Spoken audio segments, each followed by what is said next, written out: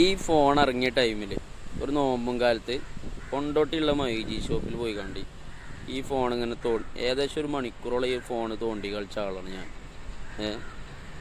സംഗതി ഏതാ വെച്ചാൽ സാംസങ്ങിൻ്റെ J6 അത്രക്കും ഇഷ്ടപ്പെട്ടൊരു ഫോണ് ഇത് പറഞ്ഞാൽ. സംഗതി എന്താ വെച്ചാൽ ഒന്നാമത് ഇതിൻ്റെ ഡിസ്പ്ലേ തന്നെ. ഡിസ്പ്ലേ പറഞ്ഞാൽ വെറും ക്ലാരിറ്റി ഡിസ്പ്ലേ, സൂപ്പർ AMOLED ആണ്. അതായത് ഇപ്പോൾ HD ഡിസ്പ്ലേ ആണ്, ഫുൾ HD അല്ല, എന്നാലും ഫുൾ HD പ്ലസും അല്ല, HD ഡിസ്പ്ലേ. ആ ഒരു HD ഡിസ്പ്ലേയിൽ സൂപ്പർ AMOLEDൻ്റെ ആ ഒരു പവറും കൂടി ആകുമ്പോൾ കിട്ടുന്ന ഒരു സ്ക്രീൻ ഫീലിംഗ് അറിയണ അപാര സാധനം. ഈ ഒരു ഫോൺ കൊണ്ട് ഉപയോഗിച്ച് കഴിഞ്ഞാൽ നമ്മൾ വേറെ ഏതെങ്കിലും കമ്പനീൻ്റെ ഒരു പ്രീമിയം സെഗ്മെൻറ്റിലുള്ള ഫോൺ അത് ഉപയോഗിച്ച് നോക്കിയാൽ നമുക്ക് ഇത്ര ഒരു സ്ക്രീൻ ഫീലിംഗ് കിട്ടില്ല. അത്രക്കും ക്ലാരിറ്റി ഡിസ്പ്ലേ. ഒന്നാമത് ഇപ്പോൾ അന്ന് 2018 തോന്നുന്നത് ഇറങ്ങിയത്. അന്നത്തെ ഇപ്പോൾ വേറെ കമ്പനീൻ്റെ ഒക്കെ പ്രീമിയം സെഗ്മെൻറ്റിൽ എല്ലാത്തിലൊന്നും എന്തില്ല, സൂപ്പർ AMOLED ഡിസ്പ്ലേ അല്ല.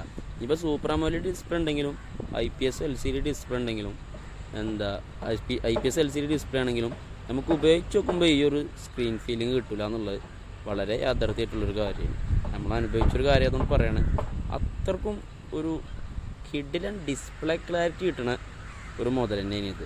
ഒന്നാമത് ഇതിൻ്റെ ഈ നീല വാൾപേപ്പറും കൂടിയൊക്കെ ആകുമ്പോൾ ഇന്നിപ്പോൾ നമുക്ക് ആ ഒരു ഫീലിംഗ് അത്രക്കാണ് കിട്ടണില്ലെങ്കിലും അന്നത്തെ ഫീലിംഗ് അപാരമാണ്.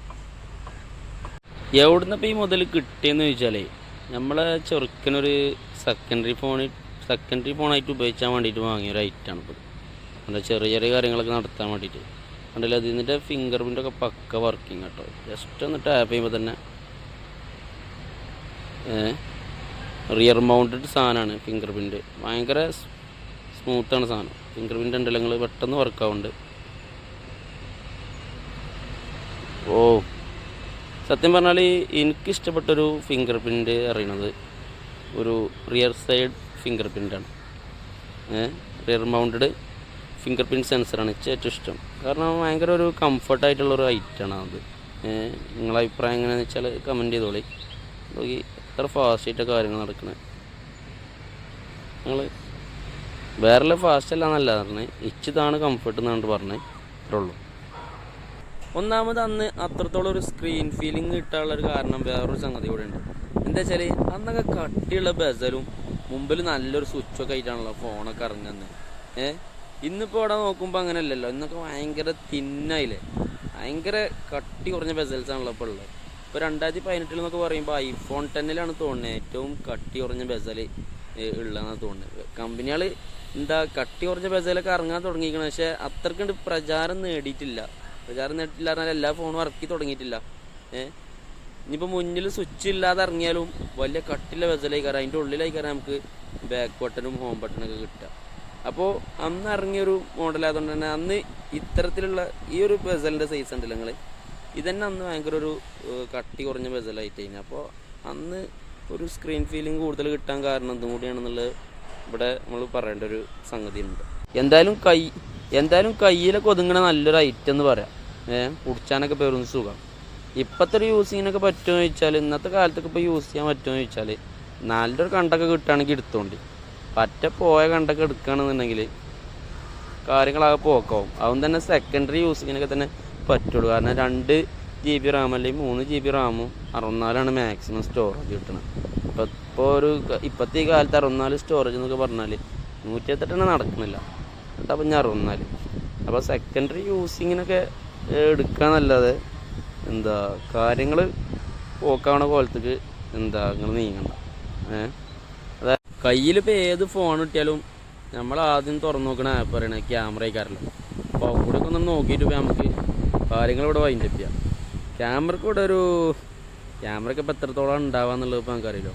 ഫ്ലാഷൊക്കെ ഓണാക്കി വെച്ചിരിക്കണം ഇവിടെ, അത് ഓഫാക്കട്ടെ. അതൊക്കെ ഓട്ടോമാറ്റിക് അല്ല, അത് ഓഫാക്കട്ടെ. ഓഫ്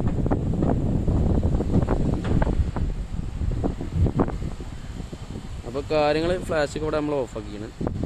ക്യാമറൻ്റെ ഒക്കെ കാര്യം ഇപ്പോൾ നിങ്ങൾക്ക് തന്നെ അറിയണമാണല്ലോ ഇപ്പോൾ എത്രത്തോളം ഉണ്ടാവും. പിന്നെ നമ്മളിങ്ങനെ വീഡിയോ ഒക്കെ വെറുതെ വേണ്ടി ഇങ്ങനെ എടുക്കുകയാണ്. ഫോട്ടോ ഒക്കെ കണ്ടാൽ നിങ്ങൾക്ക് അറിയാം അപ്പോൾ അതിൻ്റെ ഒരു ലെവൽ എത്രയാണ്. ഫോട്ടോ കാണേണ്ട ആവശ്യമല്ല, ഫോൺ ഏതാ അറിഞ്ഞാൽ തന്നെ ഒരു ലെവൽ നിങ്ങൾക്ക് അറിയാം. 13 MP ഒരു ക്യാമറ ആണ്, 8 MP ഒരു സെൽഫി ക്യാമറ ഉണ്ട്. പിന്നെ ലൈവ് ഫോക്കസ് പറഞ്ഞപ്പോൾ ഞാൻ ആകെ അന്തം മുട്ടി. അത് എന്താ പോർട്രേറ്റ് ക്യാമറ ആണ് എഴുതി. പോർട്രേറ്റ് ക്യാമറ ആണ്, പക്ഷേ ബാക്ക് ക്യാമറയിൽ ഒരു ക്യാമറയിൽ തന്നെ പോർട്രേറ്റും അങ്ങനെയൊക്കെ കൊടുത്തുതന്നെ എഴുതി. അപ്പോൾ ലൈവ് ഫോക്കസ് എടുത്ത് നോക്കുമ്പോൾ ഇവിടെ സെൽഫി ക്യാമറയിലാണ് നമുക്ക് എന്താണ് ലൈവ് ഫോക്കസ് കിട്ടണത്. അതുകൊണ്ട് വലിയ കാര്യമൊന്നുമില്ല. അപ്പോൾ ക്യാമറയുടെ കാര്യം ഇങ്ങനെയാണ്. പിന്നെ വീഡിയോ ഒക്കെ എടുക്കാൻ പറ്റാത്തൊരു ഫോണ് ഇറങ്ങാൻ പറഞ്ഞാൽ മോശമാണല്ലോ. പിന്നെ മോറിലൊക്കെ പോയി നോക്കിയാൽ കൂടി മോറായിട്ടുള്ള കാര്യങ്ങൾ നമുക്ക് കിട്ടും. അങ്ങനെയൊക്കെയാണ് കാര്യങ്ങൾ. പനോരമയൊക്കെ കിട്ടുന്നുണ്ട് ഇവിടെ.